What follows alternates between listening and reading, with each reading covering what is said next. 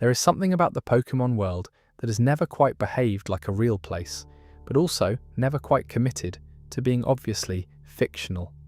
I have been trying to articulate this for years, and I am still not sure I have it right. It is something in the quality of the quiet. The towns are always a little emptier than they should be for their size. The routes between them are long enough to feel like genuine journeys, but brief enough that you are never truly alone in the open for very long. The music in each location sits just slightly off from something you might recognize, like a melody you half remember from somewhere that does not actually exist. Kanto is the most pronounced example of this, I think. The first region, the original one.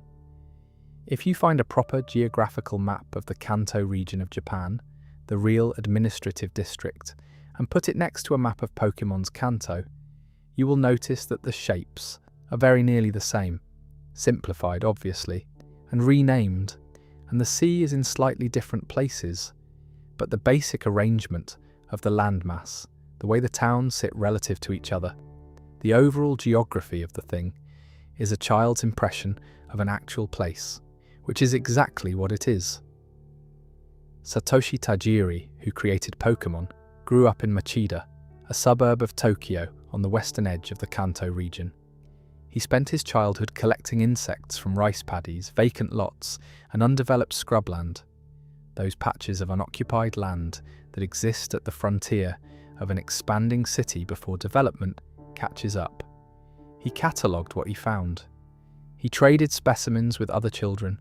He mapped the small territories he knew in the way that children map places that feel important to them. And then gradually, across the 1970s and into the 1980s, those places were paved over. The rice paddies became housing. The vacant lots became car parks. By the time he was old enough to make a game about any of this, the world it was based on had largely ceased to exist. I find that detail more affecting than most discussions of Pokémon's origins tend to treat it. The game is not just inspired by a childhood hobby, it is an attempt to preserve something that had already gone, a recreation in software of a kind of exploratory childhood experience that was becoming unavailable to the children who would eventually play the game. The specific melancholy of Kanto, that slightly hollow world with its two quiet towns and its oversized cemetery in the middle of the map, makes a different kind of sense when you understand what it was built to remember. My own relationship with these games started in the late 1990s and has a quality I find slightly difficult to explain to people who came to them later. What I remember most is not the battles or the trading or the competitive side of things, which I was never particularly interested in anyway. What I remember is a feeling that the world of the game contained more than you could see from the surface, that if you paid close enough attention, you might find something that was not intended to be found. The Pokémon Tower in Lavender Town, and the way the music changed when you walked in, the rocks you could not move yet, the odd NPC dialogue that seemed to reference something that had happened in the world before the game started. These things felt like doors whose keys existed somewhere and might be found. The uncertainty was generative.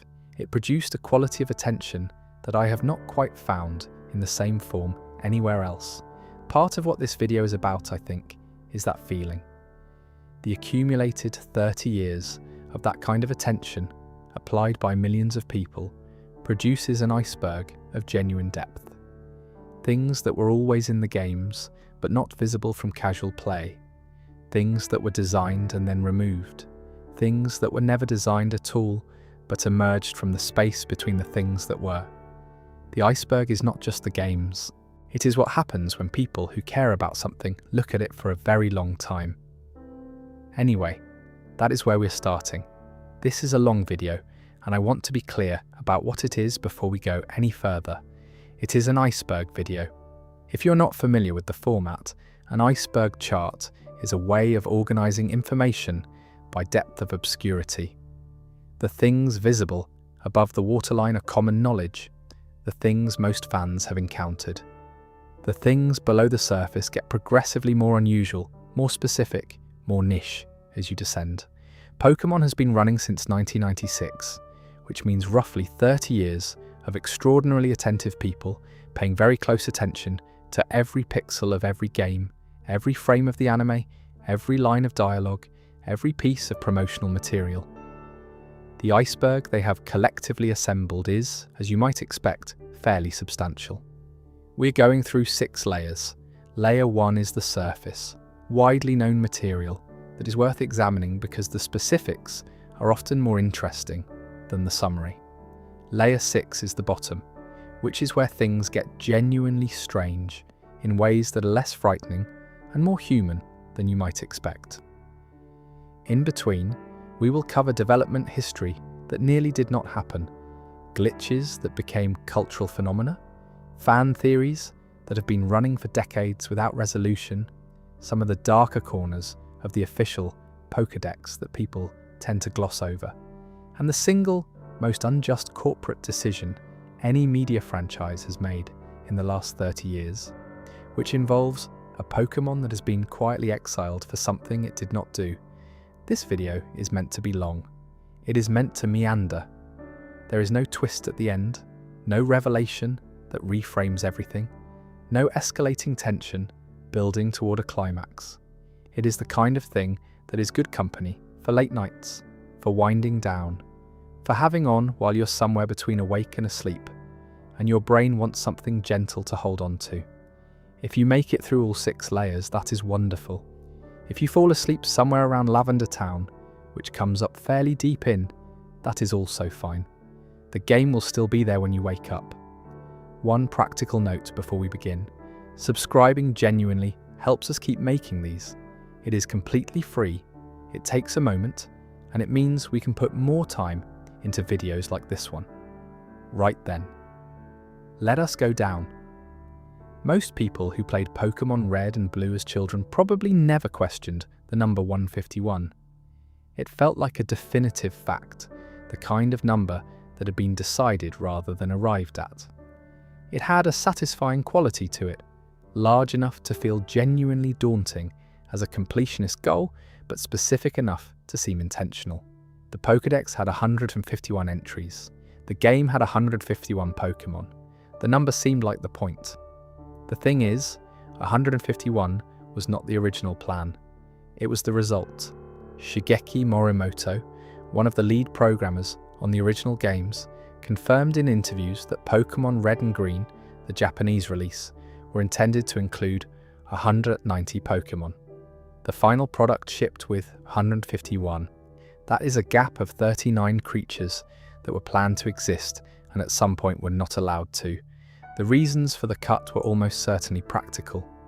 The games took 6 years to develop, which is a long time by any measure, but is especially long when you consider the financial precariousness of Game Freak during that period, which we will come back to properly in a later section.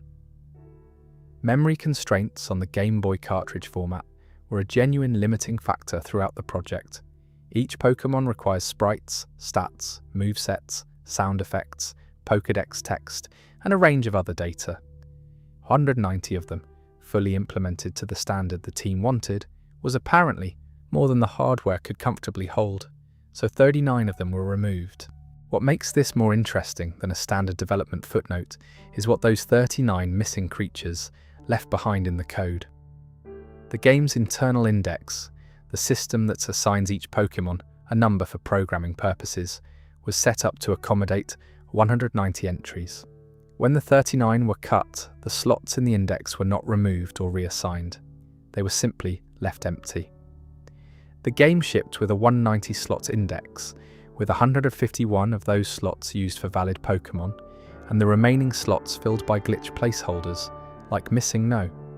The remaining 39 are gaps, and those gaps are the primary technical reason that Missing No exists, which we will get to in the next section. There is another detail embedded in the indexing system that is worth a moment. The internal index does not follow Pokédex order, the order that players encounter when they flip through their in-game records. Pokémon were indexed in roughly the order they were designed, which means the internal numbering is a kind of archaeological record of Game Freak's creative process, and the Pokémon assigned to internal slot Salu 1, The very first slot, the one that logically belongs to whatever creature was designed first, is not Bulbasaur. It is not Charmander or Pikachu or any of the creatures most associated with the franchise. It is Raiden. The large grey rhinoceros-like Pokémon that most players encounter somewhere in the middle portion of the game, and who occupies a perfectly respectable but not particularly prominent role in the finished product. If you go looking at very early Game Freak promotional materials, the sort produced before the games launched and before there was a Pokémon anime or a Pikachu on everything, you find Raiden appearing in places that seem out of proportion to what it eventually becomes. Sketches, early concept images, the kind of material that gets produced when a team is trying to figure out what they're making. Raiden in those materials looks like it might have been the prototype, the first answer to the question of what a Pokémon was supposed to look like. There is something I find quietly charming about that. The idea that someone at Game Freak sat down to invent an entirely new category of fictional creature, and the first thing they drew was this somewhat workmanlike grey rhinoceros is lovely in a way that is hard to fully explain. Raiden has the proportions of something that was built before the guidelines existed, which is presumably because it was. You can see it in the design in a way you cannot see in Bulbasaur or Charmander, which feel very finished and very considered. Raiden looks handmade in the specific way that first drafts look handmade. The 39-cut Pokémon are harder to know about. The Space World 1997 demo, which we will cover properly in the Gold and Silver section, gives us some glimpses of designs from that development period that never made it into any released game. But there is no reliable way to confirm which of those designs correspond to the specific missing slots. They might have been complete, they might have been partially designed, they might, in the earliest stages, have been nothing more than placeholders in a spreadsheet. The thing about absent things is that you cannot quite miss them in the way you miss things you knew. But knowing that the game was supposed to have 39 more creatures, that someone thought them worth including, and that they were removed because of hardware limits rather than quality judgments, gives Missing Numbered a slightly different character than it would otherwise have. Those glitchy, pixelated, technically not Pokémon entities are the empty spaces where something was supposed to be. They are not ghosts of the cut creatures specifically, but they occupy the same territory, the same silences. Missing No stands for missing number. This is arguably the most accurate name a glitch has ever been given, and it was not even given by the developers. It was named by the people who found it, who were mostly children on playgrounds trying to describe to each other something they had encountered in a game they did not fully understand. Let me be clear about what it is, because the mythology around it grew so large and so quickly that the actual technical explanation got buried under a lot of theories, most of which were more interesting than the truth, and all of which were wrong. Missing No is not a secret Pokémon. It is not a message from the developers. It is not a corrupted form of Mew, which is what a substantial proportion of children in 1999 believed. It is a consequence of several specific things happening in a specific order in a piece of software that was not designed to handle the combination. Here is how the encounter actually works. Early in the game, in Viridian City, there is an elderly man who offers to demonstrate how to catch a Pokémon. If you accept his offer, he performs a short tutorial battle. For this to display correctly on screen, the game needs to show Old Man as the trainer's name. Your character's actual name, which the game stores in a specific memory location, gets temporarily moved elsewhere to make room for this. It is relocated to the section of memory that controls what wild Pokémon appear in tall grass and on water routes. If you then fly directly to Cinnabar Island before doing anything else significant and surf along the eastern coastline of the island, the game begins generating wild Pokémon encounters the way it always does. It looks up the memory location that stores the encounter data for that area. The data in that location is not Pokémon encounter data anymore. It is the character codes for the letters in your name. Each letter in your trainer name has a numerical value. The game reads those values and interprets them as internal Pokémon index numbers. If the values correspond to real Pokémon, those Pokémon appear. If the values point to one of the 39 unused Pokémon slots within the internal 119 index range, the gaps left by the 39 cut creatures, the game reads the placeholder data stored there and produces missing no instead. The sixth item in your inventory then increases by 128. This happens because the game tracks your Pokédex using a system of flags, one per Pokémon species, and encountering a species with an undefined index number causes an overflow in that flag system that overwrites the adjacent data, which happens to be the quantity counter for the sixth item. If you had a single Master Ball in slot 6, you now have 129. Nintendo, when knowledge of missing no became widespread, issued warnings that encountering it could corrupt your save file. This was not entirely without basis. Missing no can cause graphical anomalies and in specific circumstances can affect game data in unwanted ways. But the corruption risk was described with considerably more alarm than the situation generally warranted. The practical effect was that a large number of children who would have been completely fine were frightened away from the most interesting thing in the game by an official advisory that was at least partly motivated by not wanting children to have infinite Master Balls. Missing no appears in several forms depending on how the encounter is triggered. The most common is a block of scrambled pixels, static given a boundary, which looks like a television receiving no signal. But it can also appear as the fossil sprite of Aerodactyl or as a skeletal Carbotops. These are unused data assets that were stored in the game's code for technical reasons and ended up attached to the glitch entity by the accident of how the game's sprite lookup function works. The skeletal Carbotops, in particular, is genuinely striking to encounter in a standard wild Pokémon battle. It has the quality of something that was not supposed to surface, which is the most accurate description of what missing no is. The cultural history of missing no is in some respects more interesting than the technical explanation. This glitch was discovered by players through experimentation, spread through word of mouth before comprehensive internet guides existed, and grew into something considerably larger than the actual technical event. IGN listed it as one of the most famous glitches in video game history. Academics studying games have written about its impact on player culture. It appeared in other games as a knowing reference decades after the fact. The playground mythology around missing no, the theories that it was a hidden Pokémon, a developer's secret, a corrupted form of Mew, captures something specific about what it felt like to play these games in their first years. The games were complex and somewhat buggy, and the internet was not yet the kind of resource where you could simply look up what everything was.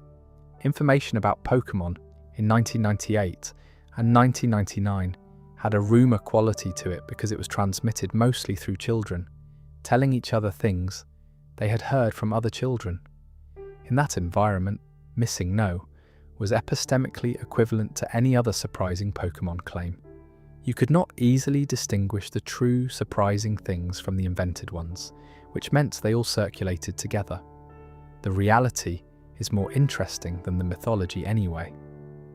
A programming bug caused by a memory addressing quirk in an elderly man's Pokémon tutorial, combined with the ghost data of 39 creatures that never got to exist, produced something that millions of people remember specifically and vividly more than 25 years later.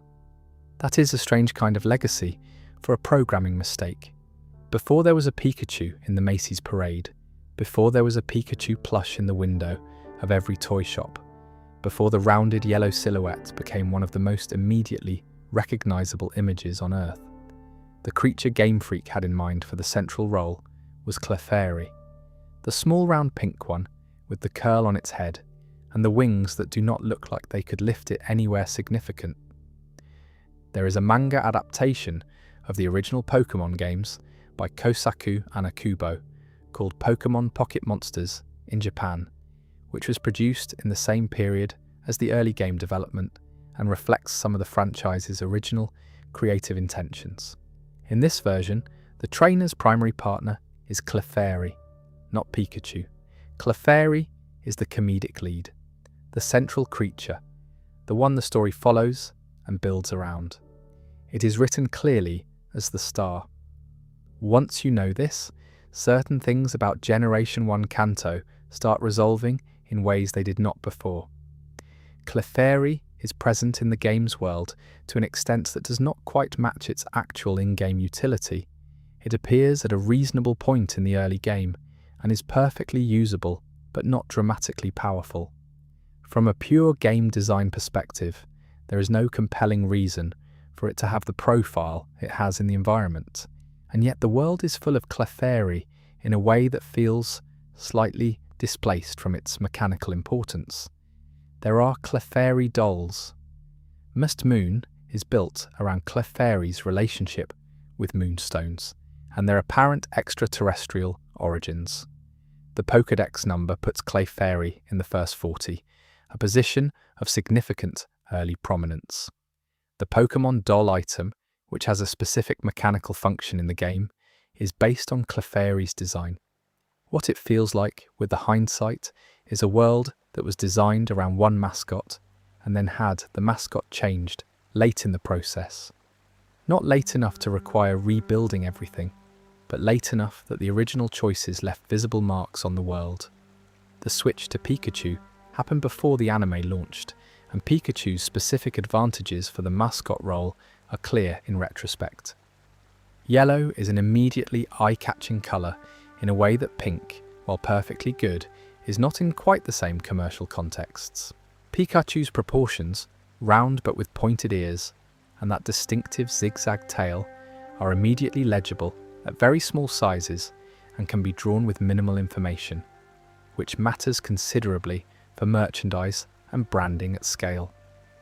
When Ikue Otani was cast as Pikachu's voice in the anime, giving it that specific high sound that became inextricable from the character, the mascot identity locked in. Pikachu became the franchise in a way that probably would not have happened with Clefairy, though I say that knowing that predictions about these things are notoriously unreliable. Clefairy is a perfectly solid mascot design. It just was not what ended up on the balloon. The extraterrestrial angle that was being built around Clefairy in the early material is worth noting because it shows how differently the franchise might have been positioned. The Pokédex in Generation 1 establishes that Clefairy lives near Map Moon and is drawn to moonstones. The early anime episodes show Clefairy arriving by spacecraft. There is a suggestion running through the early games and promotional material that Map Moon's significance, the craters and the moonstones, and the concentration of Clefairy in and around it connects to an off-world origin for the species. This gave Clefairy a mythological quality that Pikachu does not have and was never really designed to have. Pikachu is domestic, immediate, the creature on your shoulder or in your pocket. Clefairy was being constructed as something with a stranger and larger history behind it. Whether that alien backstory would have become as central to the franchise as the early material suggests, or whether it would have been softened as the games expanded into new regions and new audiences, is impossible to say with any confidence. What is evident is that a significant amount of early creative energy went into building a Clefairy-centric world mythology that became vestigial once the mascot changed. The Map Moon material is still in the games. The moonstones still drop in the cave. The Clefairy still gather there. The game just never quite explains why it all matters the way it would have explained it if Clefairy had remained at the centre. There is a separate angle that connects Clefairy's history to a later section of this video, involving the relationship between Clefable and Gengar. It is one of the better design theories in the whole Iceberg, and knowing that Clefairy was the original intended mascot gives it an additional dimension that I find genuinely interesting. We will get there. For now, just hold on to the information that Clefairy was the plan before it was not, because it reframes several things about how Generation 1 was designed that become visible once you have that context. When you defeat Lieutenant Surge in Vermilion City Gym, he says something that is easy to walk past if you're not paying attention. He says, "Hey kid, electric Pokémon saved me during the war. They zapped my enemies into paralysis, the same as I'll do to you." Other trainers in his gym add context. He is American, a former military pilot, and the paranoid trap-filled layout of his gym is apparently a consequence of his combat experience. That is the entire reference to the war in the main Generation 1 games. The game says the war and then moves on as if it has said something unremarkable, which it has, in the sense that the people of Kanto apparently find the existence of a recent war entirely unremarkable. No one else mentions it. No Pokédex entry references it. No NPC tells you what it was, or when it was, or who fought it. There is one gym leader's post-battle dialogue, and then the world continues as normal. Once you know that line is there, though, you start noticing other absences in the world that begin to cohere into something. There are almost no adult men in Generation 1 Kanto. Your father is absent from the beginning of the game, not just travelling or working somewhere distant, but genuinely unaccounted for, in a way the game treats as so unremarkable that no one comments on it. Your mother raises you alone and refers to you, a 10-year-old child, as the man of the house, which is a phrase that implies the position was recently vacated by someone who is no longer available to fill it. Your rival, the character who becomes Gary Oak, lives with Professor Oak and has no parents mentioned anywhere. The professor is raising his grandson alone. Nobody finds this unusual. The adults who do appear in Kanto are predominantly women, elderly people, and young adults occupying roles that carry a specific quality of reconstruction. Gym leaders, police officers, nurses at Pokémon centers. The gym leaders, in particular, are all either very young, like Misty and Brock, who appear to be teenagers themselves, or hold titles that suggest professional positions built during or after a period of conflict. Surge is the clearest example, but his is not the only military-adjacent design in the Kanto Gym lineup. The trap system in Vermilion Gym, the series of switches hidden under rubbish bins that you have to find in the correct sequence to unlock the door, is something Surge apparently installed himself. The NPCs tell you this: a gym leader who organises his gym like a defensive perimeter, who refers to his experience in combat as a formative event, who connects his entire Pokémon philosophy to what kept him alive in battle, is carrying something that the game gestures toward without ever addressing directly. The game is designed for children. It does not use the word trauma, but the structure of Surge's character, the paranoia, the aggression in battle, the constant framing of Pokémon combat in military terms, describes someone who has not finished processing what he went through. There is no entertainment infrastructure in Kanto worth mentioning. No cinema, no restaurants in the sense of places you might go for an evening out. No theatres, no social spaces of the kind that a civilian population builds for itself in peacetime. Every building in the world serves a functional purpose. Housing, commerce, medicine, training, or crime. The things that people build when they have time and stability and confidence that tomorrow will resemble today are not there yet. The reading that pulls all of this together is fairly coherent. Kanto is a post-war society in early recovery.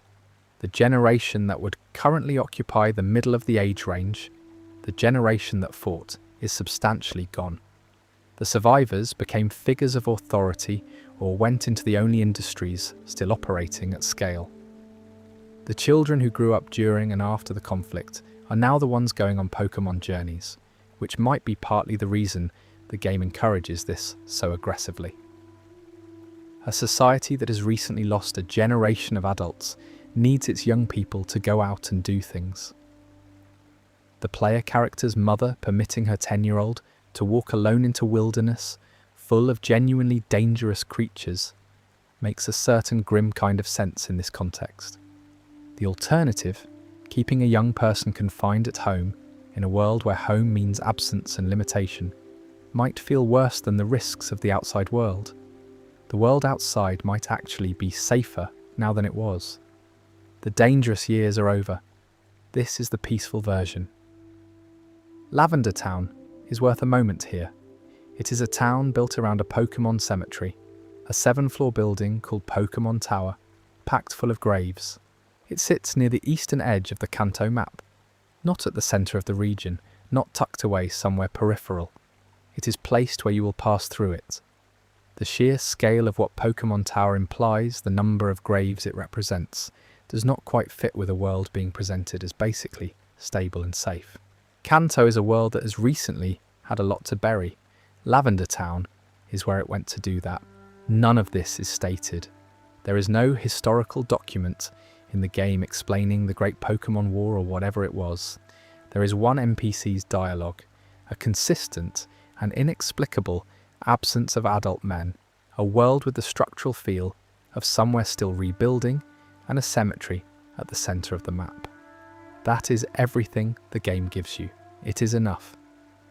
Cubone's Pokédex entry in Pokémon Red and Blue reads as follows. Where's the skull of its dead mother? When it becomes lonesome, it is said to cry. Its cries echo mournfully. Game Freak put that sentence in a children's game in 1996, gave it cheerful chiptune music to sit underneath it, and apparently nobody in the approval process raised an objection. I don't know. I find that wonderful, in a slightly bleak way. The theory about Cubone's relationship to Kangaskhan is one of those ideas that has been in circulation since roughly the beginning of organised Pokémon fandom, which in internet terms means sometime in the late 1990s. It has accumulated corroborating evidence over the years at a pace that makes dismissing it increasingly difficult. The basic claim, Cubone is not an independent species. It is what happens to a baby Kangaskhan whose mother dies before the Joey has left the pouch. Kangaskhan carries its young in a marsupial-style pouch. The Pokédex establishes that the baby remains in the pouch for the first 3 years of its life, which is when it is old enough to leave and begin its own existence. During those 3 years, the baby Kangaskhan has a very specific appearance: a round head, small clawed hands and feet, a short tail, 2 small protrusions on the top of the head, which resemble ears or early horn growth, a small protrusion on the top of the head, which resembles early horn growth. The skull Cubone wears closely matches the shape of an adult Kangaskhan's head. Cubone's signature move is Bonemerang, which uses a bone in the fashion of a boomerang. Kangaskhan has long been associated in its design with Australia, given the clear kangaroo reference in the name and the pouch-carrying behaviour. The boomerang is a connection that, if you're looking for it, is hard to unsee. The bone in Cubone's hand is shaped like a large mammal's limb bone.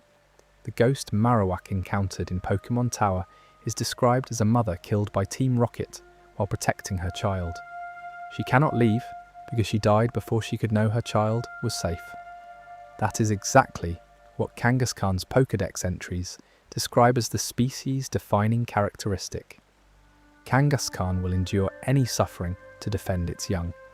A Kangaskhan who died doing precisely that, whose orphaned baby then put on the mother's skull, has both armour and a way of keeping her close, follows from the Pokédex with a consistency that feels like it was written with intention. The development evidence makes the theory more than just a thematic reading. Data from the original Red and Blue games, uncovered through the kind of detailed code examination that the Pokémon community has applied to these games for decades, suggests that Marowak was at some stage in development planned to have an evolutionary path that led to Kangaskhan. A female Marowak, under this cup mechanic, would eventually evolve into a Kangaskhan. This would have completed the cycle. Baby Kangaskhan loses mother, becomes Cubone, grows into Marowak, eventually becomes a Kangaskhan herself, who might in turn have a child who might lose her. It is a cycle that closes on itself. The evolutionary line is a story about grief that repeats. The evolution was cut before release. The reason most commonly cited is that the development team did not want children following the chain of implication all the way to its end. The orphan story is sad at the level of a single Pokémon with a Pokédex entry. The cycle story, where every Cubone is a potential Kangaskhan and every Kangaskhan is a potential Cubone's mother, is considerably more specific and considerably more grim. Someone at Game Freak made a decision to obscure the connection rather than confirm it, and they did a fairly thorough job. What I find interesting about that decision is what it implies about the team's relationship to the material. They evidently felt the story was coherent enough that it required hiding rather than removal. The connection is still in the designs, still in the Pokédex text, still in the physical evidence left in the game's code. There was never any mechanism that would have made it undeniable, but everything else remained in place. The story continues to exist just below the level the game will confirm, which is probably exactly why people have been discussing it for 3 decades without reaching a resolution that closes the conversation. In Pokémon Let's Go, Pikachu and Eevee, released in 2018, the baby Kangaskhan appears visibly in the overworld as a small creature wandering alongside its mother. It looks enough like an unmasked Cubone that the theory became, without being officially confirmed, very hard to argue against in good faith. Game Freak has never confirmed it. Several developers have had clear opportunities to deny it, and have not taken them. The answer probably exists in a design document somewhere in Game Freak's archive. It has not been made public. The unresolved quality of it is, honestly, part of what makes it work. A closed theory is a finished thing. This one continues to be available as a frame for reading the way Kanto is designed, and it keeps colouring things that might otherwise seem incidental. On Cinnabar Island, just past the gym, there is a building on fire. Not actively on fire, not burning in a way that prevents entry, but visibly gutted, its structure compromised in the way of something that was ruined some time ago and then simply left. Inside, past the wild Pokémon and the scattered items, there are journals, scientist notes, and they are, for a Game Boy game released in 1996, quite something. The entries document a project.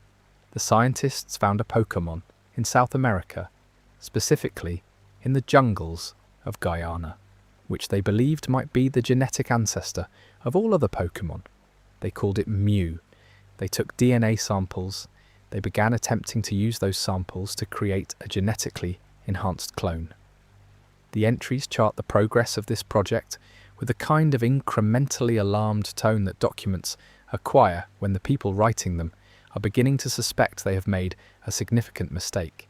The clone, which they named Mewtwo, grew more powerful than anticipated, more aggressive, less controllable. The entries become shorter, more urgent, and then stop. That is the official in-game account of Mewtwo's creation. Found documents in a burned building. The scientists are simply gone. The game does not tell you what happened to them. In Lavender Town, in a small house surrounded by the Pokémon he cares for, there lives an elderly man called Mr. Fuji. He is regarded by the townspeople with a quiet kind of reverence, the way communities regard someone who has been quietly doing good work for a long time without drawing attention to it. He cares for abandoned and orphaned Pokémon. There is in his house a photograph showing him with the Cinnabar gym leader, Blaine, which suggests a connection between the two men that predates Fuji's current life in Lavender. The theory that Mr. Fuji and the Dr. Fuji referenced in the mansion journals are the same person has been in circulation since shortly after the game's released. It is not a wild inference. It follows from the name, the Blaine connection, the proximity of Cinnabar to Lavender Town, and the psychological logic of a scientist who helped create something destructive, retreating to the town, dedicated to mourning the dead, and spending what remained of his life caring for creatures other people had abandoned. The arc is coherent in the way of a character who did something he could not undo and chose the rest of his life as a form of quiet penance. Later games have effectively confirmed what the original left implicit. Blaine in Pokémon Masters EX mentions working with someone he calls Professor Fuji. There is additional dialogue in the Let's Go games that establishes the connection between Blaine and a scientist by that name. These references are not definitive in a strict canonical sense, but combined with everything in the original game, they point clearly enough in one direction.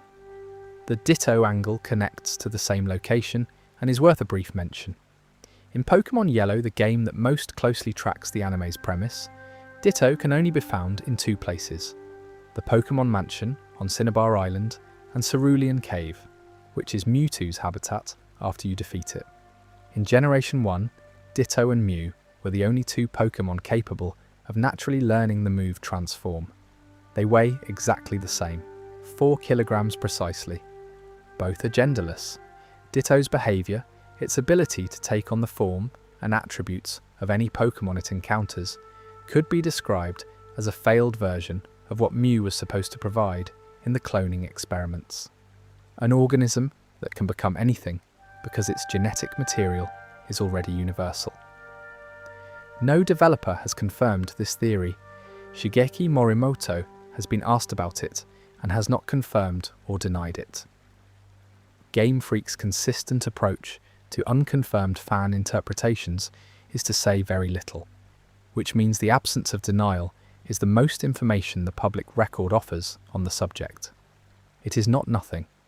The circumstantial case is unusually tidy for something that has never been officially addressed. The physical setting of the Pokémon Mansion is worth a moment in itself. Cinnabar Island is a small volcanic island, accessible only by water, meaning it takes deliberate effort to reach. The island contains 3 things of note: a research laboratory, a gym, and this burnt-out building. The proximity of the mansion to the laboratory is the game doing something with geography that it rarely does so explicitly elsewhere. It is placing 2 locations next to each other and trusting the player to read the relationship. The scientists were here. They worked here. Something they made went wrong enough that the building burned. The laboratory across the road continues to operate. Whatever the laboratory is doing in the present, it is doing it in the immediate shadow of what the ruined building implies happened. You can walk between the 2 locations in a handful of seconds in-game. Both are accessible. Neither explains itself. The game places them next to each other and lets the proximity carry the meaning. What strikes me most about the mansion and its journals is that someone made a creative decision to include them. These are not essential to the game. You could reach Cinnabar Gym without reading a single word of the notes. But someone at Game Freak wrote a found document account of a scientific project going catastrophically wrong, left it in a burned building for players to find or not find, as they chose, and tied it to a character in another town who is now living out the consequences of something the game will never fully explain. That is a specific kind of craft, and it was in a 1996 Game Boy game for children. Let me say the straightforward thing first, clearly, so we can put it aside and spend time on what is actually interesting. Lavender Town Syndrome is not real. It is a piece of internet fiction. No children died or were hospitalized because of the Lavender Town music in Pokémon Red and Green. The story, which circulated widely and became one of the more successful early gaming creepypastas, claims that the original Japanese release contained high-frequency tones in the Lavender Town theme that caused headaches, behavioural changes, and suicides in children aged 9 to 12. None of this happened. There are no hospital records of any such incident. There is no news coverage of it from 1996. The specific frequencies the story describes are not present in the original game's audio. The music was modified between the Japanese and international releases, as most game audio is, for normal technical and localization reasons rather than because of any health emergency. The specific mechanism of the story's plausibility is worth understanding briefly, because it says something about how Pokémon mythology worked in the late 1990s and early 2000s. At the time the Syndrome story first circulated widely, the credibility of any surprising claim about Pokémon was genuinely difficult to assess from the outside. things that sounded impossible about Pokémon were often true. The missing hunter encounter was real. The games had been running in Japan for 2 years before Western players got them, and rumours about what the Japanese version contained, what had not survived translation, what had been changed or hidden, felt credible because some of those rumours were accurate. Into this environment, a story about a health incident caused by specific audio in the Japanese release was not categorically implausible. It fit the logic of how Pokémon secrets worked. It was the kind of thing that might have happened and might simply not have been widely reported outside Japan. This is not a defense of the story, it is not true. But understanding why it was believed is more interesting than just confirming it was false. Right. Now that is out of the way, Lavender Town absolutely deserved a creepypasta. Lavender Town is a small town built around a Pokémon graveyard.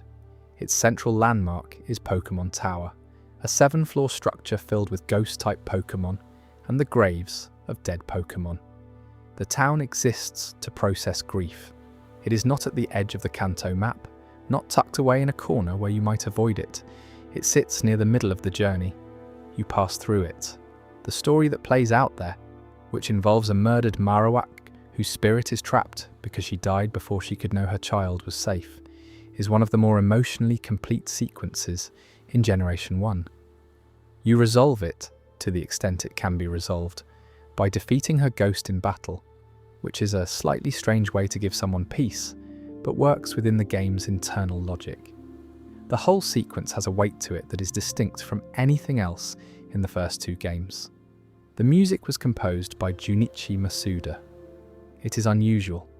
Most video game music, and most early Game Boy music in particular, is composed to loop without drawing attention to the loop, to be pleasant and present but not intrusive, to function as background texture. The Lavender Town theme does not do this. It uses unresolved harmonic structures, chords that do not arrive at the kind of satisfying landing that would tell your ear the phrase is complete. The melody circles rather than arrives. The effect is that the music never quite settles, and the subliminal experience of this, which you might not be able to articulate, but which your ear is registering, is a persistent, low-level discomfort. The sense of being somewhere that you probably should not stay. Masuda composed this deliberately. This is not an accident of the sound chip's limitations. It is an intentional musical choice made by someone who understood what Lavender Town was supposed to feel like. The Lavender Town syndrome story began circulating on 4chan somewhere around 2010 or 2011. It spread effectively for several reasons that are worth understanding. It was written in a documentary style that borrowed enough from real reporting to feel plausible. It referenced things that were verifiable. The game is real, the location is real, the music is real, the unsettling quality of the music is real. The fictional elements were embedded in a frame of genuine facts, which gave them a false sense of grounding. And it exploited something true about the music. It does cause an emotional response in people who associate it with playing these games as children. The creepypasta took that genuine, emotional response and suggested that the music was causing it by being actually dangerous rather than just unusually effective. The spectrogram version of the story, which added an image supposedly showing hidden unknown letters, spelling "leave now" in a visual representation of the audio waveform, gave the story a second life on YouTube in the mid-2010s. The image was created in image editing software by someone who wanted to add a piece of evidence to the story.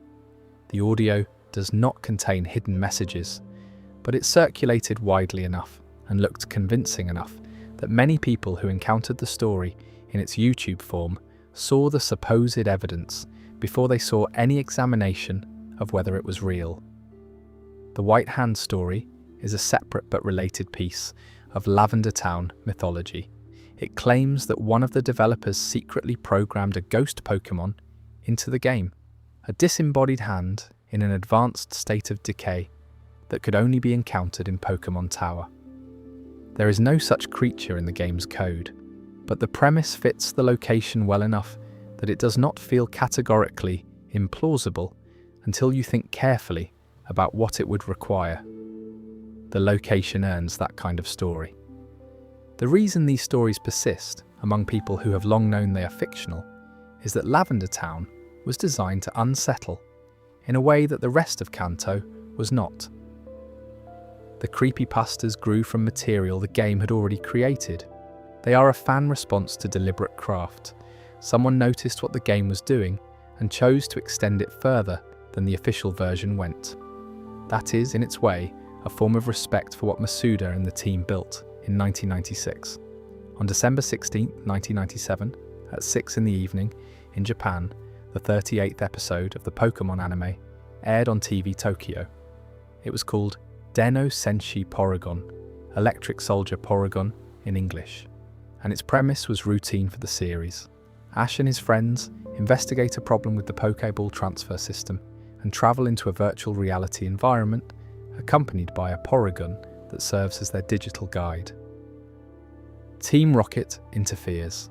There is a battle inside the virtual space at approximately 20 minutes into the broadcast at 6:51 in the evening. Pikachu used Thunderbolt to destroy a set of missiles inside the virtual environment. The animation team rendered the explosion as a rapid alternating sequence of red and blue frames. This effect lasted around 4 seconds. 685 children were hospitalized across Japan that evening, and in the hours following, reporting seizures and related symptoms. Around 12,000 more people contacted health services in the days after the episode with complaints of headaches, nausea, and visual disturbances, though academic analysis of the secondary cases has noted that the scale and speed of the secondary wave is consistent with a significant element of mass stress response rather than direct physiological effect. Regardless of the precise mechanism, the incident was the largest single health event directly attributed to a television broadcast in Japanese history. It was officially designated Pokémon Shock. The show was pulled from broadcast immediately and remained off the air for 4 months. A New Year's Eve special was cancelled. Every episode that had already aired was reviewed and edited to reduce flashing light content. The Japanese broadcast industry updated its guidelines around animated strobing as a direct result. Den-no Senshi Porygon has never been rebroadcast anywhere in the world. It has never been officially released in any format. It exists only in recordings made by people who were watching it at home when it aired, which are occasionally found online. It is the only Pokémon episode to be globally banned rather than regionally restricted or edited. Now here is the detail that I find genuinely peculiar. Pikachu caused the flashing. The Thunderbolt was Pikachu's move, executed by Pikachu, producing the effect that caused the incident. Porygon was in the episode as a companion. It assisted the group. It did not use any offensive moves during the sequence that caused the problem, because the sequence was Pikachu's Thunderbolt destroying missiles, not anything Porygon did or initiated. Porygon is, in the most straightforward, factual sense, not responsible for what happened. Porygon has not appeared in a featured role in the Pokémon anime since nearly 30 years.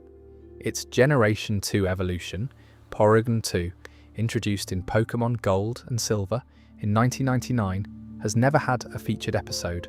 Its Generation 4 evolution, Porygon Z, has likewise never featured meaningfully. They appear in background shots occasionally, crowd sequences, cameos, but no Porygon line Pokémon has been given the kind of episode arc that most species receive at some point in the anime's run. Pikachu remains one of the most iconic and central characters in the anime. I think about this more than is probably warranted. It is a very specific corporate decision. Something went wrong, someone needed to be associated with it in the organisational memory, and the creature that was present but did not cause it ended up bearing the consequence, while the creature that actually caused it continued as the franchise mascot without any apparent interruption. Porygon was in the wrong episode at the wrong time, standing next to the wrong Pokémon, and has been paying for it across multiple generations of hardware. What makes this stranger is how long it has persisted. In the years immediately following the incident, keeping Porygon out of the spotlight made a kind of sense. The association was recent and raw, and the practical calculus of not drawing attention to it was probably sound. But the incident is now almost 30 years old. The generation of children who watched the episode and were affected by it are middle-aged adults. The show has reinvented itself multiple times, moved through a dozen regions, changed most of its main cast, and yet the Porygon moratorium has remained continuous across all of it.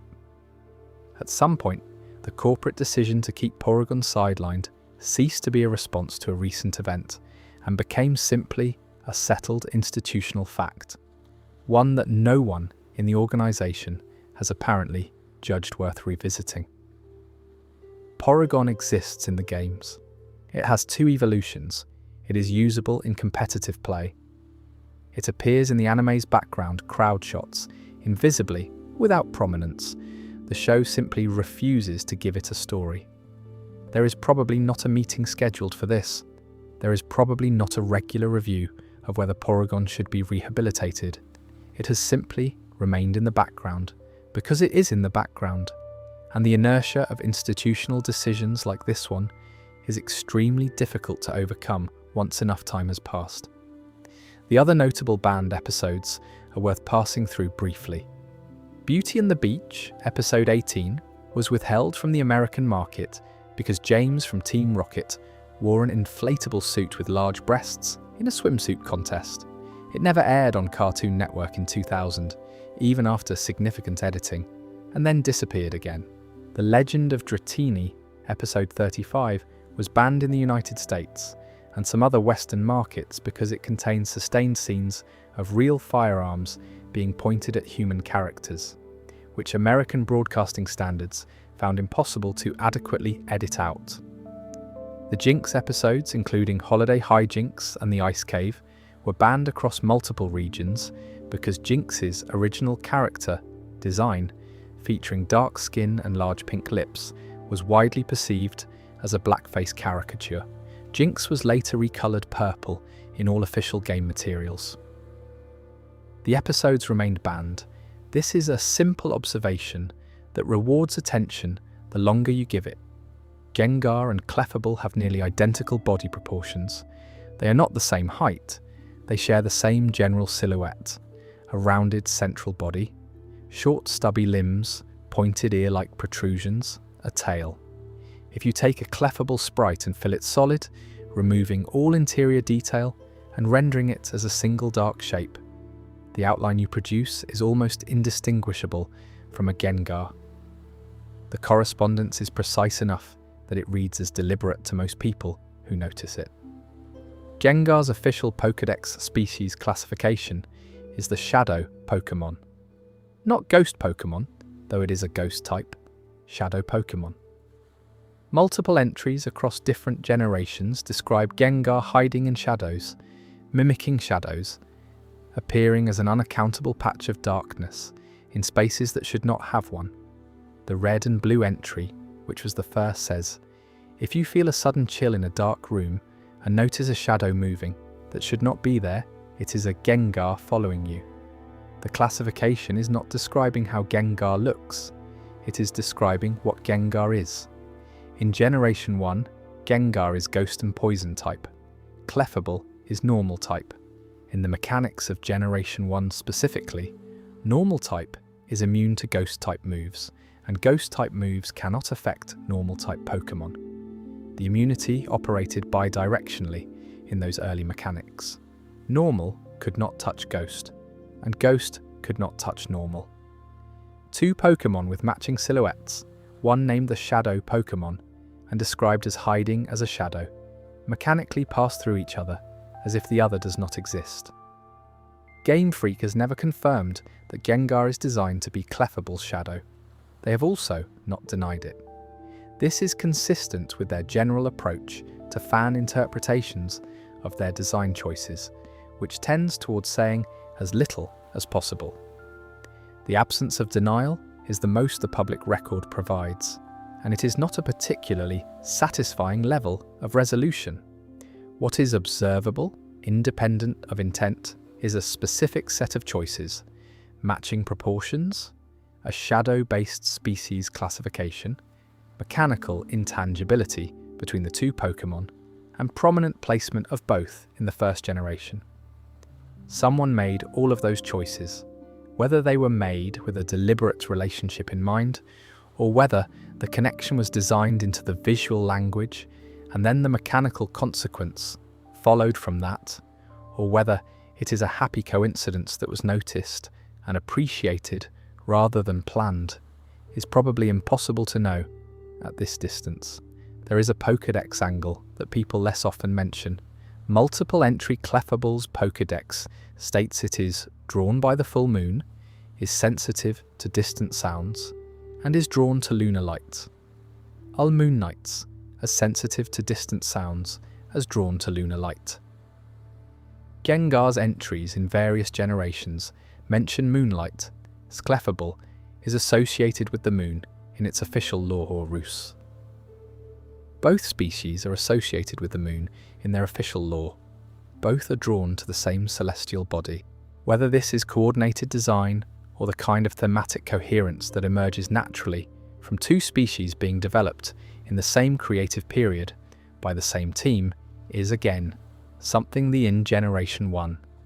Normal type is immune to most ghost type moves, and most ghost type moves cannot affect normal type Pokémon OST type moves, and ghost type moves cannot affect normal type Pokémon. This means Clefable and Gengar cannot interact in battle at all. If you take the theory seriously, this is not just thematic poetry. A shadow cannot damage the object it belongs to. A shadow is not separate from its source in any meaningful physical sense. The two pass through each other because the game is, on this reading, correctly representing what they are. You cannot hurt your own shadow. Your shadow cannot hurt you. The mechanic is the lore made playable, which is exactly the kind of layered design that makes people keep paying attention to these games. The Clefairy mascot detail from earlier adds one more thing. If Clefairy was the originally intended central figure of the franchise, and if Gengar is designed as the shadow of Clefable, then Gengar would have been the shadow of the mascot, a dark reflection of the creature that was supposed to represent the whole enterprise. If that was intentional, it is a striking design concept for a 1996 Game Boy game, and one that most players would never have noticed, which is either the sign of an idea that was too subtle to communicate effectively, or the sign of an idea that was doing exactly what it was supposed to do. Either way, I find it more interesting than most things I have encountered in this franchise, and I have been paying attention to this franchise for quite a long time. By the time Pokémon Red and Blue became an international phenomenon, Game Freak was a studio of perhaps a few dozen people who had spent 6 years working themselves to the edge of financial collapse to produce a pair of video games that a significant proportion of Nintendo's internal organisation had not been confident in. The development had been difficult in ways that go beyond normal game development difficulty. Tijunichi Masuda has mentioned in interviews that there were points in the project where the team was so short on money that they struggled even with basic living expenses, including food. Points in the project where the team could not afford adequate food.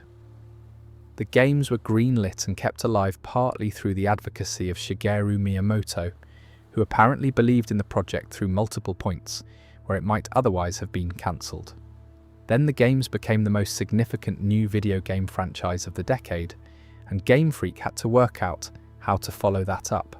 Gold and Silver were technically ambitious in a way that made the first games look comparatively manageable.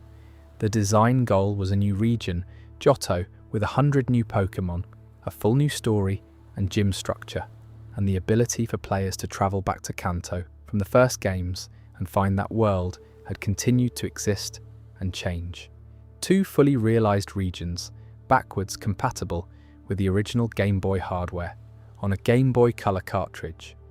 The compression and technical ingenuity required to make this work have been described by programmers who have examined the code since as remarkable. The finished games are genuinely impressive engineering for their platform. At the Nintendo Space World exhibition in 1997, before the games were finished, Game Freak showed a playable demo of Gold and Silver. People who attended saw Pokémon that were not in the final release, a version of Johto that differed in several ways from what shipped, and mechanics that were changed before the games reached shops. For years, this demo was known only through photographs taken at the event and the written accounts of people who had played it. In 2018, the demo was leaked online by anonymous sources. The response from the Pokémon fan community was enormous. The word that kept appearing in the coverage and discussion was overwhelming, and it is apt.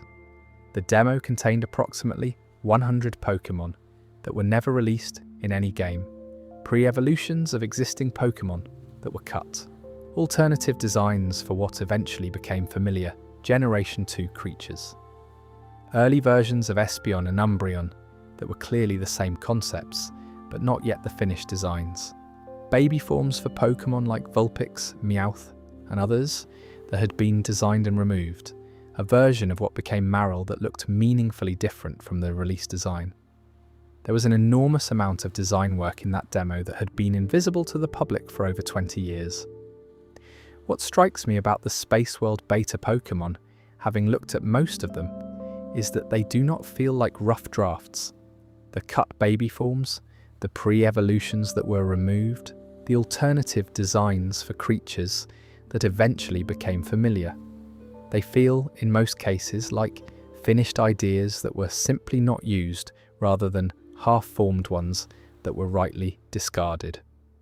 The baby Farfetch'd in the demo has a design that is arguably more charming than anything Farfetch'd received in the actual released games until decades later. The Vulpix pre-evolution is coherent and well considered. If you showed most of these to a Pokémon fan without telling them their origin, the most likely response would be to ask which generation they were from, not to suggest they look unfinished. This makes the fact of their removal a slightly different kind of loss than early development material usually is. These were not failed experiments, they were ideas that worked, that were designed by talented people who understood what they were making, and that were cut because there was not enough room.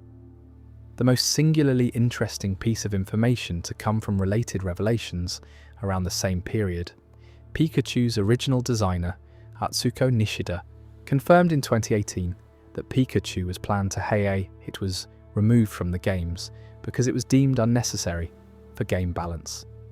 Gorochu. It was removed from the games because it was deemed too scary. The description of official images of Gorochu have been released publicly in interviews and licensed manga material, ant fangs and horns. No official image has ever been released publicly. The idea that someone at Game Freak looked at a proposed evolution of Pikachu, the franchise mascot, and concluded that children would find it too frightening to include, is the kind of creative corporate decision that I find wonderful. What does a Pikachu evolution have to look like to clear the bar of too scary for a children's game? The answer remains officially unknown. Satoshi Tajiri directed Gold and Silver. They were the last games he directed.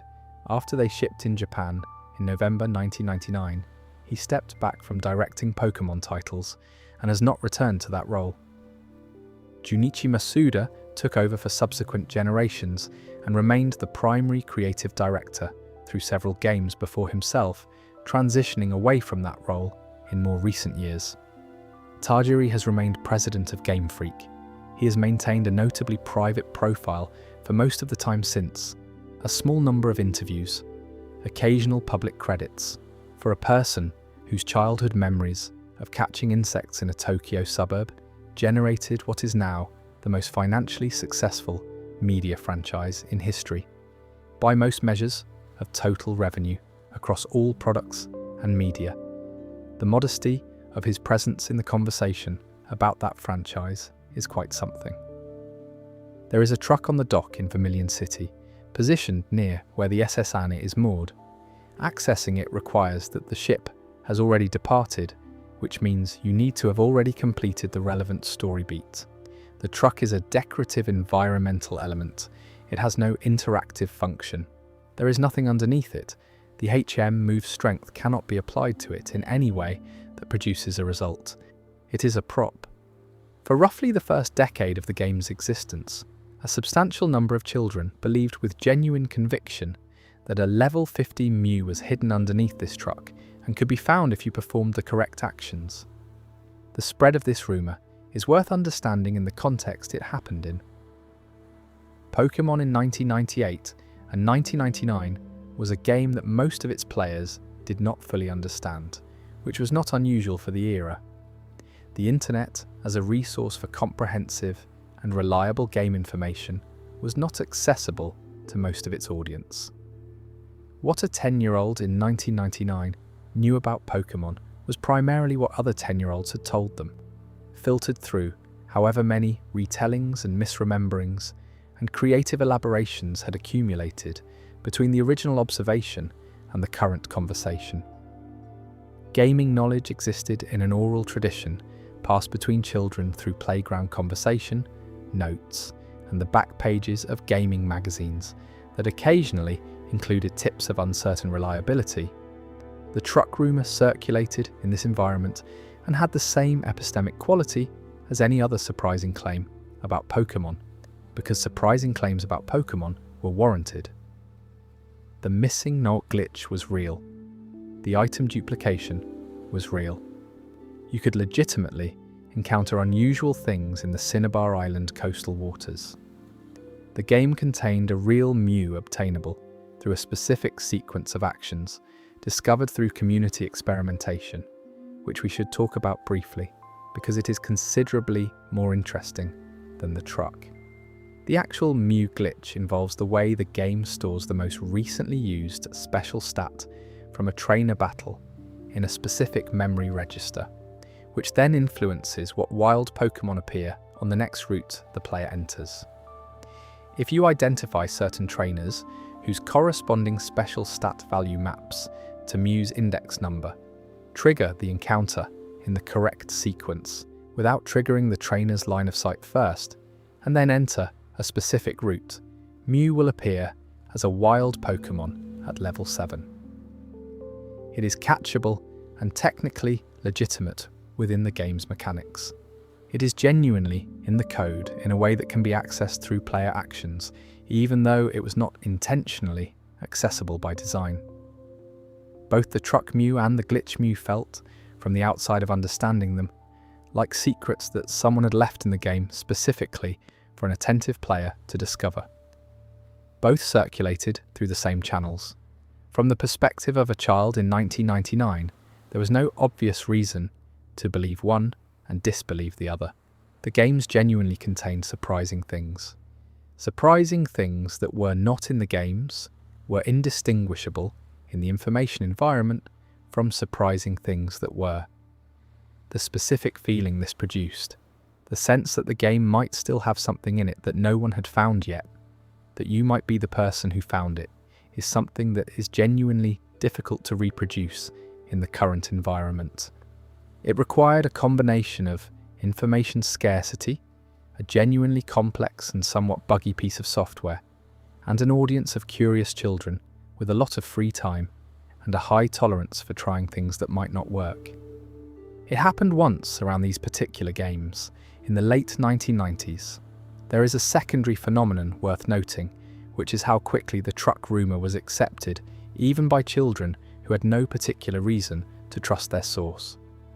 The chain of custody for any piece of Pokémon information in 1999 was usually too long and too informal to give you any confidence in the truth of what you were hearing. The information might have passed through 4 retellings before it reached you, each iteration potentially adding or losing a detail, and yet the impossibility of verifying the truck Mew was not distinguishable from the outside from the impossibility of verifying the missing no glitch, which was real, or the Mew glitch, which was also real. You had to try these things to find out. You had to get the game out and go to Viridian City and talk to the old man and surf to Cinnabar Island and see what happened. The process of verification was the same regardless of whether the claim was true, which meant that a false claim and a true claim looked identical until you had done the work. The truck is still there in the Let's Go remakes, incidentally. Still decorative, still not interactable, still just a truck on a dock, quietly enduring the weight of mythology. Ash Ketchum left Pallet Town at the age of 10 to become a Pokémon trainer. This was in 1997. He was still approximately 10 years old in 2022, when the anime ended his storyline after roughly 200 episodes and 25 years of broadcast. In that time, he won the Pokémon World Championship. He defeated a single regional Elite Four member. He collected 8 badges across Kanto more than once. He travelled through 9 regions. He remained physically and cognitively a child throughout. The production explanation for this is uncomplicated. Aging a long-running animated protagonist creates narrative and commercial problems. If Ash had aged in real time, he would have been in his mid-30s by the time the show ended his story. The Pokémon anime is a children's show, and its audience renews itself with each generation of children who encounter the franchise for the first time, who want to see themselves in a protagonist who is approximately their age.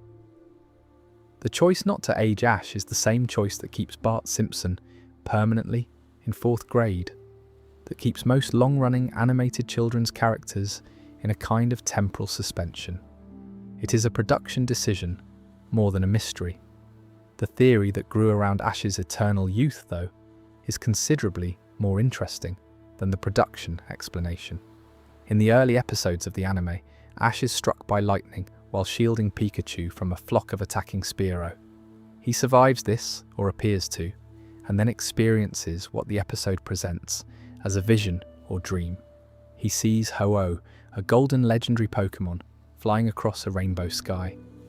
Ho-Oh would not be properly introduced in the main series games until Pokémon Gold and Silver, released 2 years after this episode aired. In the vision, Ash feels something like fate, a sense of promise of a journey beginning. The coma theory holds that Ash did not fully survive the lightning strike, or more precisely, that the strike put him into a coma, and that all the adventures that follow are a dream produced by an unconscious mind trying to process and perhaps escape its situation. The theory argues that this explains the eternal youth, because time in a dream does not age you. It explains the unusual warmth and positivity of the world Ash inhabits, because minds constructing their own experiences tend toward wish fulfillment. It explains the way the anime's world never quite accumulates consequences in the way a real world would, because dreams loop and reset and continue without the weight that accumulates in waking life. The coma theory was almost certainly not what the writers intended, but it became one of the first things of its kind to spread virally through early Pokémon internet communities, the predecessor of what we now call fan theories. The format it demonstrated is one that has been used countless times since. Identify something genuinely anomalous in a text you care about. Construct an explanation that makes the anomaly feel intentional rather than incidental, and release the explanation into a community that is primed to want there to be a stranger and more considered version of the thing they love. The coma theory did all of this in the early 2000s, before that format had a name. Part of its longevity is that the anime, watched with adult eyes and with some knowledge of how long-running children's television works, does have qualities that feel more like the logic of a dream than the logic of a continuing reality. Ash releases Pokémon, who then reappear with no particular explanation. He develops close bonds with characters who are effectively forgotten once the show moves to a new region. His Pikachu, despite continuous adventures and battles across multiple series, tends to reset to approximately the same power level at the start of each new region, as if the accumulated progress simply does not carry forward. The world loops in ways that feel natural to a child and slightly uncanny to an adult paying attention. None of this is evidence of anything except the production decisions of a long-running animated series, but the texture of it, the quality of a world that does not hold itself to the internal consistency of a real world gave the coma theory something to point to. It was mapping a horror premise onto a real observable feature of the show, even if the explanation was invented. Ash's story did end. The 2022-2023 season saw him win the Pokémon World Championship, the goal he declared in the first episode, and his storyline was written to a conclusion. On December 16, 1997, at 6:30 in the evening, in Japan, the 38th episode of the Pokémon anime aired on TV Tokyo, which is, in its way, an answer to the eternal youth question. The world did not age him. It simply moved on without him. He exists somewhere in it now, presumably still 10, in a story that has stopped needing him. Around 2009 and into 2010, a particular kind of Pokémon fan had grown up enough to want something the franchise had never been going to give them. These were people who had played the games as children and found them in specific moments genuinely strange. They had sat in Lavender Town with the music playing and felt something. They had read Pokédex entries that described creatures absorbing life force or carrying their dead mothers' skulls, and noticed, as adults, what those entries actually said. They wanted the strangeness taken seriously. The form this took was the Pokémon creepypasta. This video goes through 8 layers of the Pokémon iceberg. The Pokémon variety typically involves corrupted or haunted game cartridges, games that behave in ways games should not, games that appear to be aware of being played. Pokémon Lost Silver appeared on 4chan in June 2010. It was posted anonymously and has never been officially attributed. The premise? A college student, waiting for the re-release of Pokémon Soul Silver, buys a used copy of the original Pokémon Silver from a GameStop. The save file already on the cartridge belongs to a trainer named eerie, with 999 hours and 59 minutes of play recorded, every Pokémon in the Pokédex registered, a maxed money counter, and a party consisting of 5 unknown, spelling the word leave, and a single Cyndaquil named Hurry. As the player explores the game, the protagonist sprite begins losing parts of itself. Arms disappear, then legs. The sprite becomes progressively less whole as the story continues. The music is distorted. Areas of the map appear that should not exist. Messages assembled in unknown letters accumulate as the story progresses.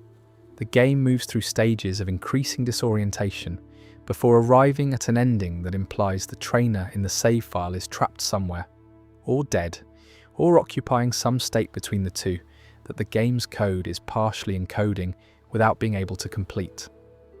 Lost Silver became, for anonymous internet fiction, extraordinarily successful. It generated fan art and extended analysis. It generated fan games, playable horror experiences built on custom engines with additional story content, some of which is believed to have been contributed by the person who originally wrote the creepypasta.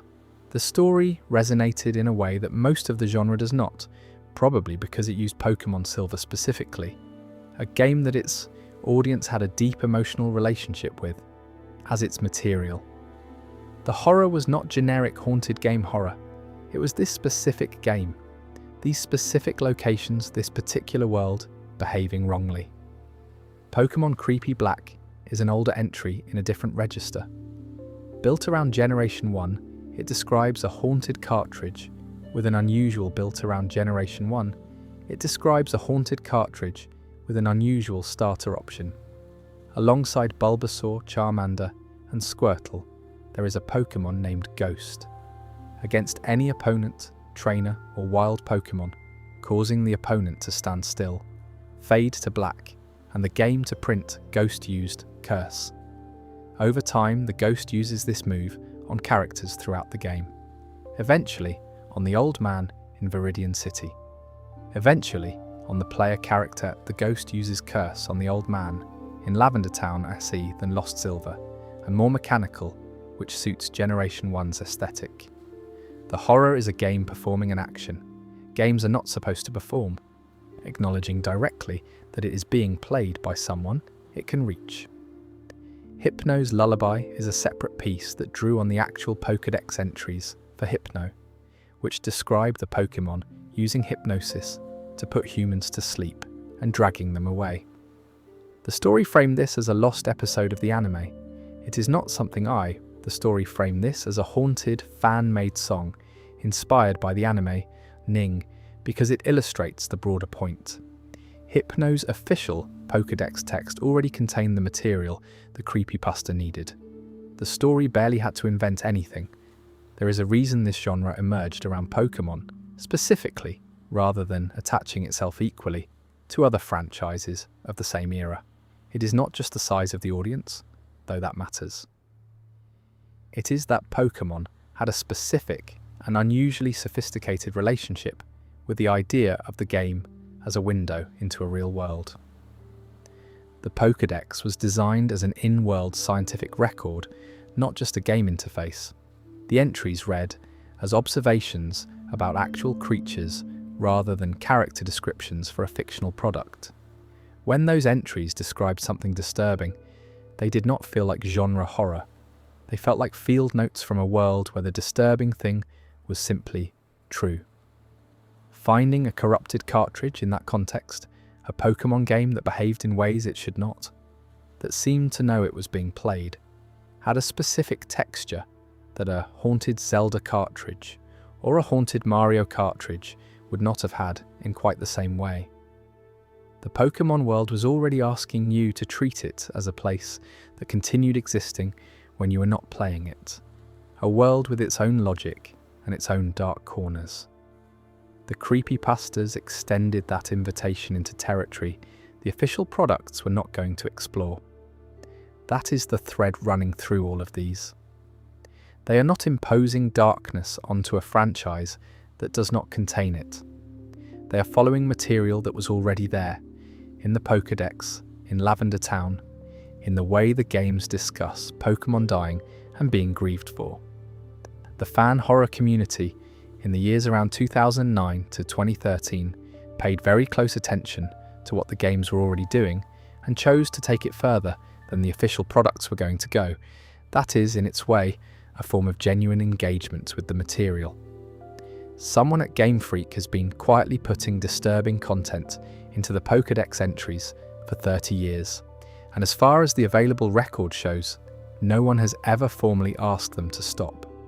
This is either an editorial oversight that has persisted across dozens of games and multiple console generations, or it is a deliberate creative choice that has been sustained by people who believe the games can carry it. Both explanations make me like the franchise more. Phantump was introduced in Pokémon X and Y in 2013.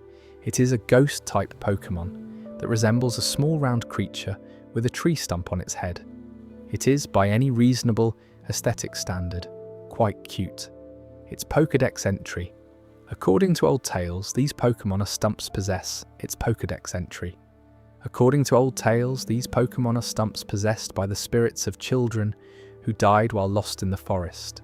Children who died while lost in the forest. Entry.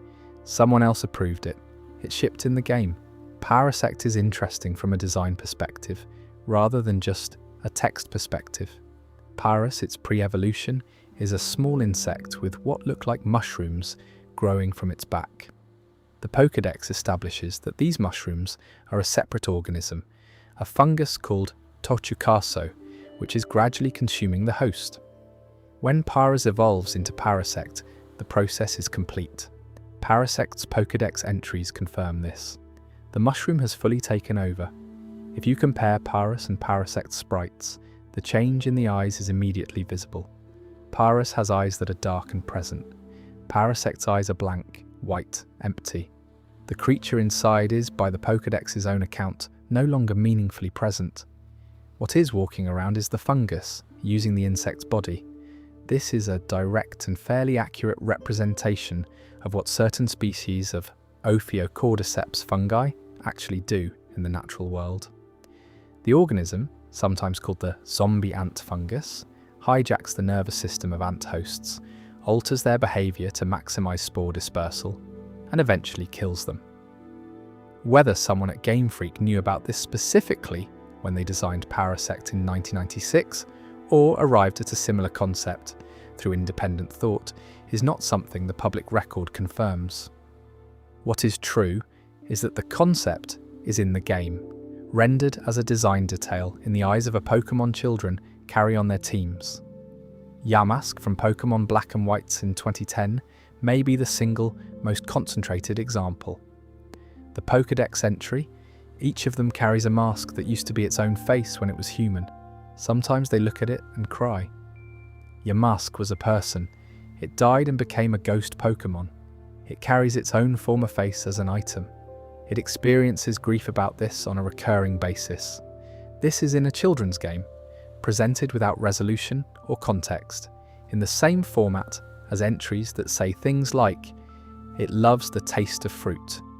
Drifloon from Generation 4 has Pokédex entries that, in their original form, describe it tugging on children's hands and dragging them away. This was softened in later versions of the entries, but the original intent of the design is fairly clear in the earlier text. Gengar's Generation 1 entries describe it feeding on the life force of living things by hiding as their shadow and draining warmth from nearby environments. This is presented as standard biological information about a Pokémon species, equivalent in tone to entries about what a Pokémon eats or where it sleeps. Litwick from Generation 5 is a small ghost-type candle Pokémon, with a design that is, if anything, charming. Its Pokédex entries describe it pretending to guide travellers through dark places, the way you might hold up a candle to light someone's way, while draining the life force of the person following it until they have none left. The mechanism of harm is the performance of helpfulness. Someone designed that, named it, put it in a children's game. Mimikyu from Generation 7 wears a handmade cloth disguise, modelled on Pikachu's appearance, because it has been alone for long enough that it wants to be loved the way Pikachu is loved. Its Pokédex entries note that seeing what is underneath the disguise causes illness, and that a researcher who accidentally saw beneath the cloth died of shock. The thing underneath has never been officially depicted in any game or piece of promotional material. The Pokédex entries read, "If you give them a moment," as a small story about loneliness and the particular grief of wanting to be something you're not. The creature that will cause a health incident if you look at it too closely is also the creature that made a costume out of kindness, trying to be liked.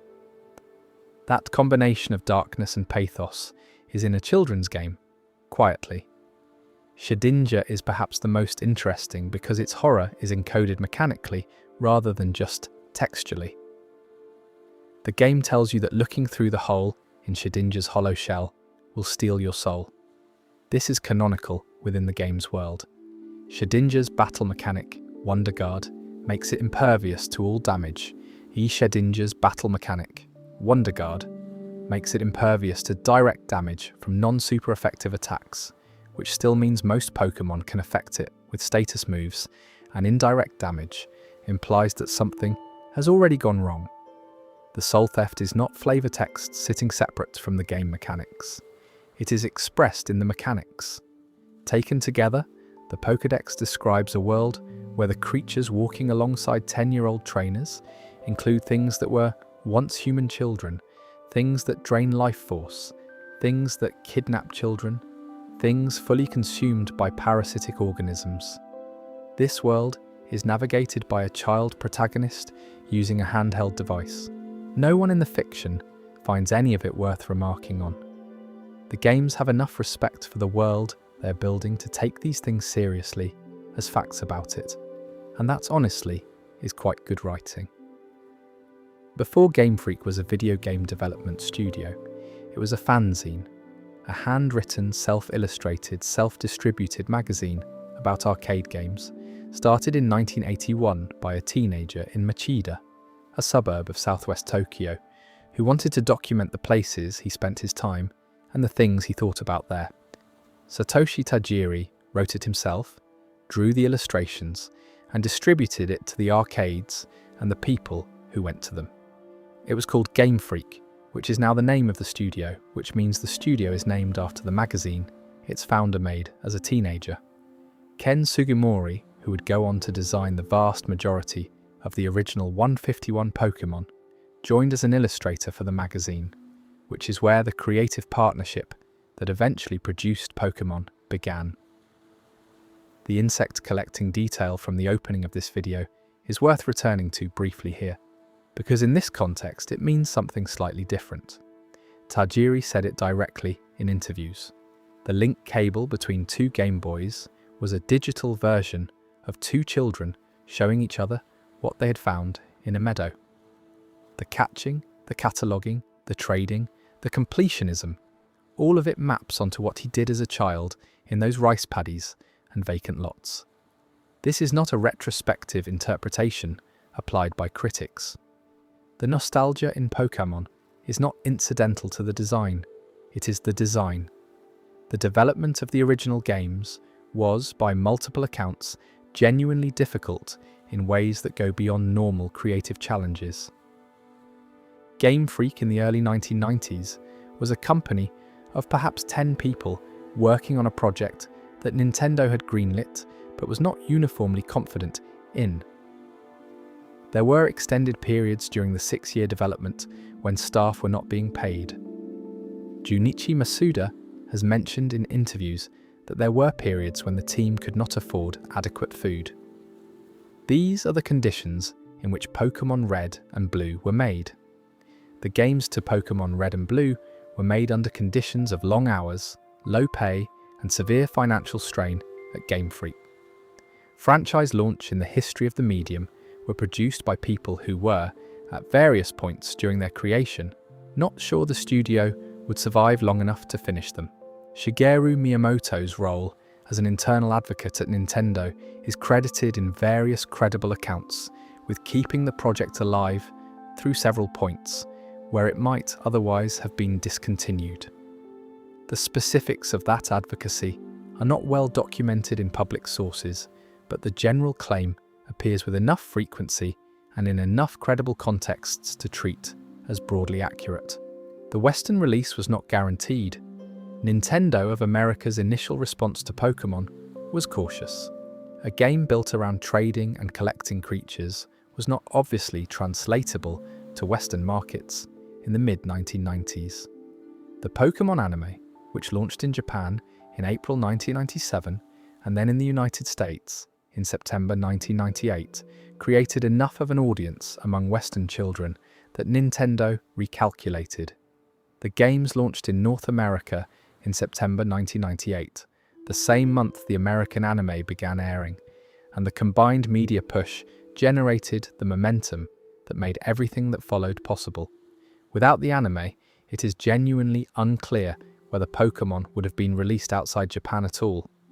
The franchise that now generates more total revenue than any other media property in history, by most analytical measures, nearly stayed in Japan because the concept seemed too regional. There is something in that sequence of near misses worth sitting with. 6 years of development under conditions that were, by the accounts of people who lived them, genuinely precarious.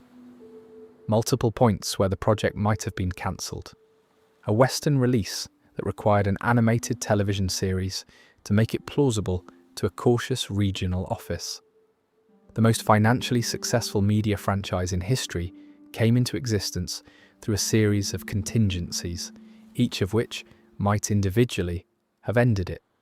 The rice paddies of Machida became software that became Pikachu on t-shirts in every country on Earth, because a series of specific people made specific decisions to continue when continuation was not obvious. Tajiri most of all. After Gold and Silver shipped in Japan in November 1999, Tajiri stepped back from directing Pokémon games. He has not returned to that role in the decades since.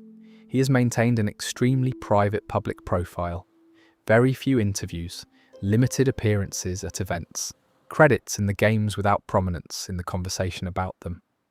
For a person who built Game Freak out of a handwritten magazine and then spent 6 years nearly ruining himself financially to make games that became the highest grossing media franchise in history, the modesty of his presence in the public life of that franchise is quite striking.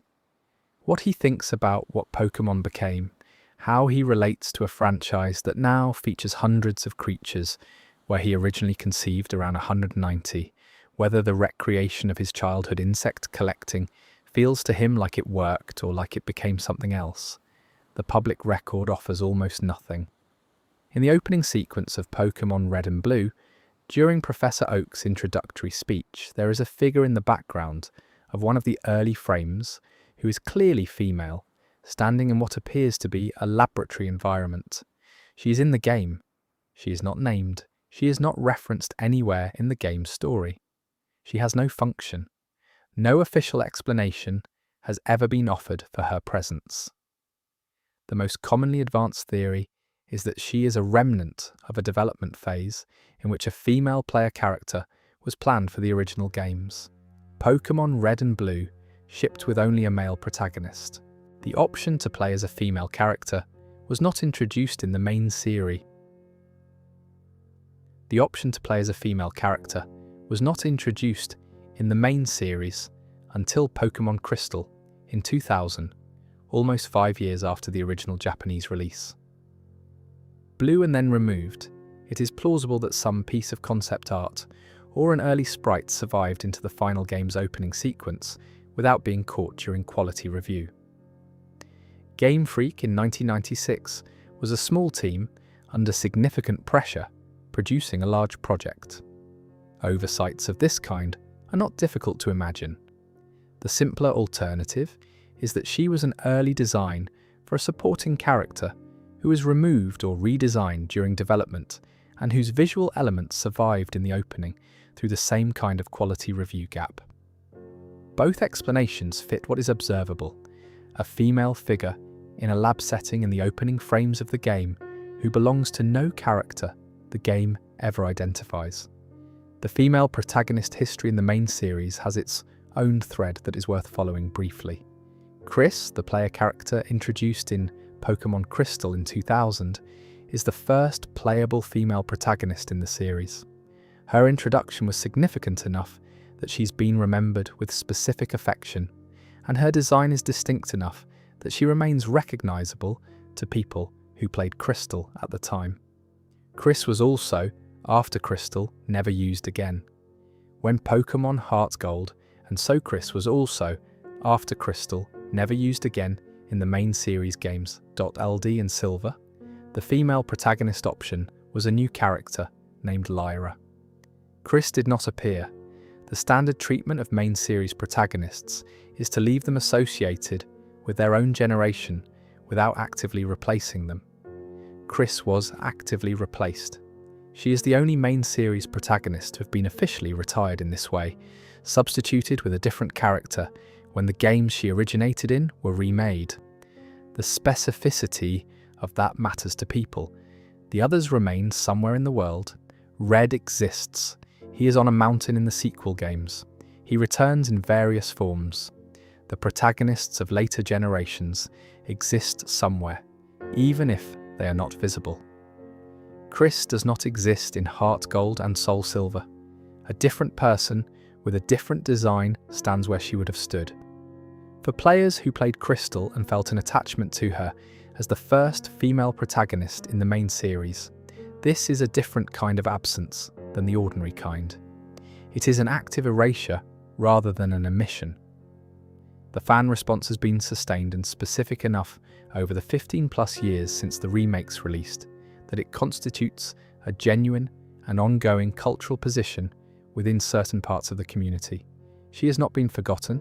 People have been noting the replacement and finding it wrong for longer than most people who care about this have been adults. And then there is Red on the Mountain. At the end of Pokémon Gold and Silver, after 16 badges collected and a full journey through Johto, a cave at the back of the world leads to the summit of Mount Silver through progressively worsening weather. At the top, in the snow, a trainer stands with his back to you. He faces the storm. He is not named on the screen. He says nothing. When you approach him, he turns and the battle begins. His team is the most powerful you will encounter in the game. The Pokémon are at levels well above the main story's requirements, trained to a degree of completion that reflects years of continued work after whatever journey originally produced them. They are the team that the protagonist of Pokémon Red and Blue would logically have developed if he had kept training after the credits rolled. He is you, or the version of you that existed when you played the first game, older now, standing at the top of the hardest mountain the game contains, in a blizzard with nowhere further to go. When you defeat him, he turns back to the snow. The game offers no explanation. When you defeat him, he disappears instead of turning back to the snow. How long he has been standing in the cold. You descend the mountain. The credits eventually roll.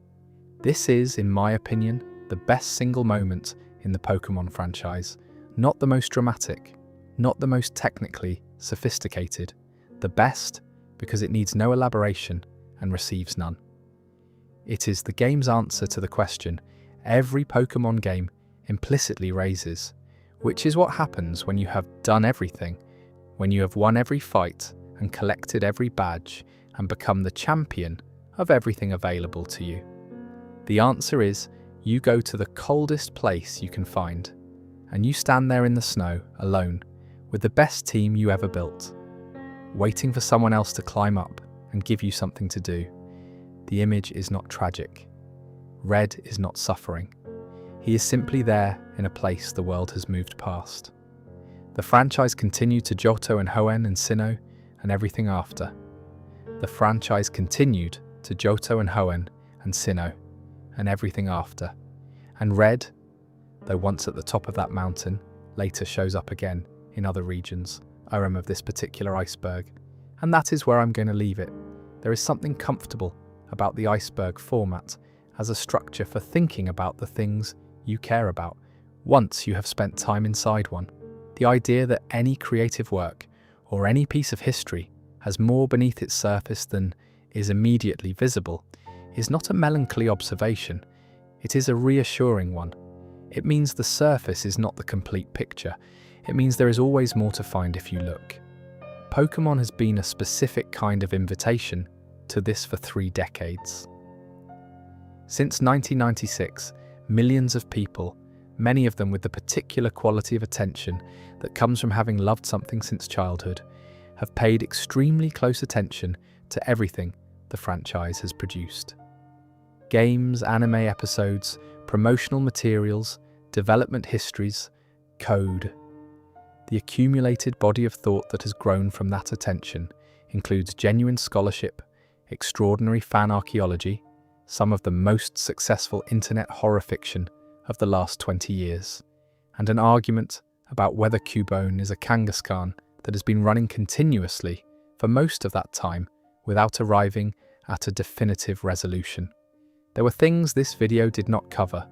The competitive scene is its own deep world, built around team composition theory and probability mathematics, and a culture that developed largely separately from the main series game's casual player base.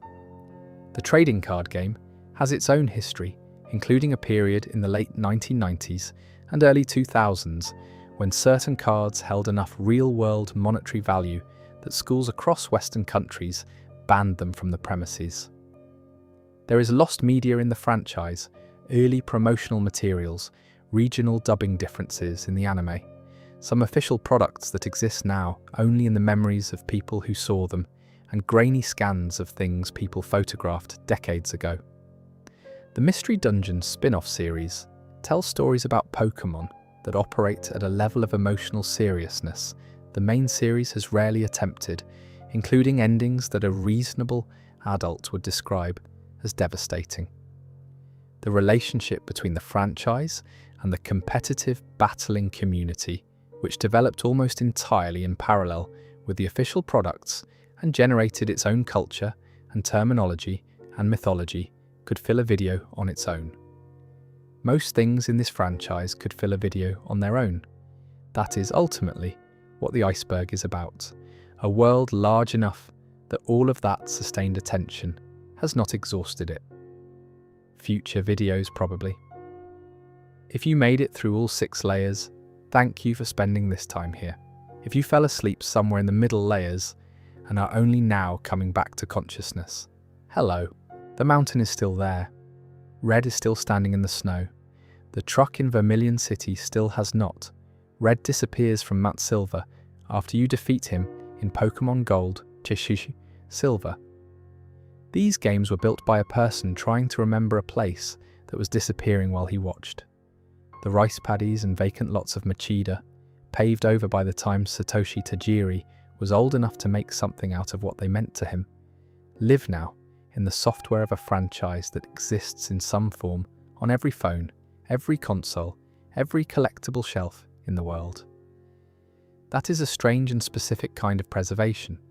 Whether it works the way he intended, whether it gives anyone else the feeling he was trying to recreate, is probably something only the people who play the games can answer. The Pokédex entries about dead mothers and children, lost in forests, and creatures that were once people did not have to be in those games. Someone chose to put them there, game after game, generation after generation, and the franchise was large enough and trusted enough by its audience that those entries sat alongside cheerful descriptions of which berries a Pokémon prefers, and nobody withdrew them. There is something in that I find worth noting as a final thought. The game said, quietly and consistently, across every generation of games, the world contains grief, and children know this, and it is all right to say it. And then they went back to the tall grass and the Pokémon Center and the next town on the route, both of those things at once, held without either cancelling the other. That is the franchise. That is what is in it. Good night.